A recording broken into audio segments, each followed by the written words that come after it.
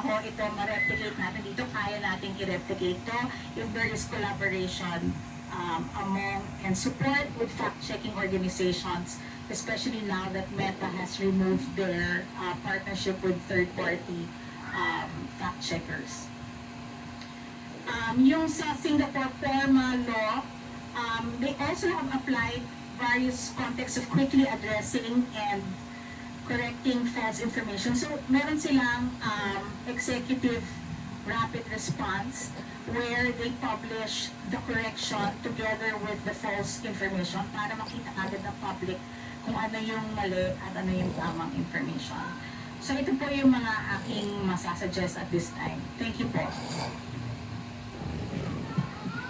Thank you so much,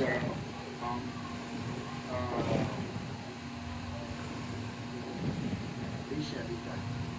So, you will have Attorney Michael Chu. You will have a and then after which we will be proceeding to the government agencies. So, Attorney Michael Chu, you are now recognized by the Thanks. Thank you, Mr. Chair.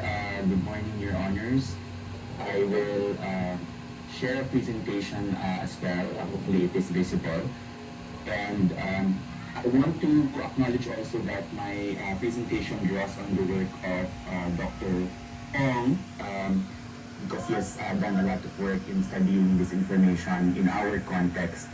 And reiterating as well that there are differences among misinformation, and malinformation, as Dr. Khan had mentioned. But I want to highlight in this information, for example, from a legal perspective, there should be a justification for the regulation or whatever law that will be passed that targets misinformation. And it's not insurmountable. There are ways to do that. I think that the first thing that I would say is that human rights experts in the UN system and the special procedures, for example, will say that we do not punish disinformation per se, but we focus on the agenda and also the intent, which is what distinguishes disinformation from the others, which they intend to propagate false information for a particular agenda.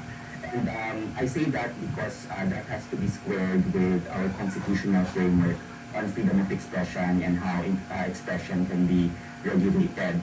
I want to also reiterate the context that is important here, Your Honors, because while we do take guidance or we compare our approach to the approaches of other states, it is important to recognize that those states may not have as robust free expression environment as we do, or have different histories or experiences. For example, if we look to the laws of Germany restricting hate speech, you will understand why their approach on hate speech is that way, a little bit stricter than most because of their experiences with World War II and the atrocities that followed.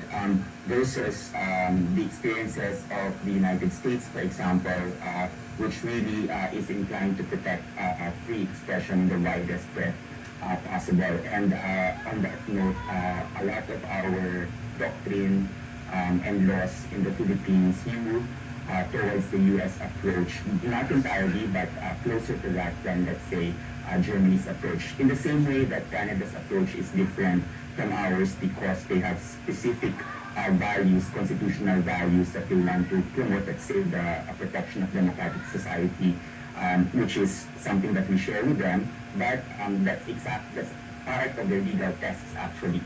Okay, so just to reiterate some of the ways in which this information is propagated online, and again, I defer to the other experts on this, but these are the ways, and I think we see them being conducted, being done in platforms and elsewhere in the internet. Social engineering, for example, will employ methods that that recreate or that truncates or changes the context, or context is missing, and of course that also transforms particular content through the use of technology. Okay. And these are some of the models. Dr. Ong's work generated something that I defer to him regarding that. I also just want to emphasize that companies should be able to see, social media companies, for example, should be able to see the disinformation networks because these accounts are interconnected. See, so often, because of analytics and the technology that they use, they will be able to spot patterns within their platforms, and that should be visible to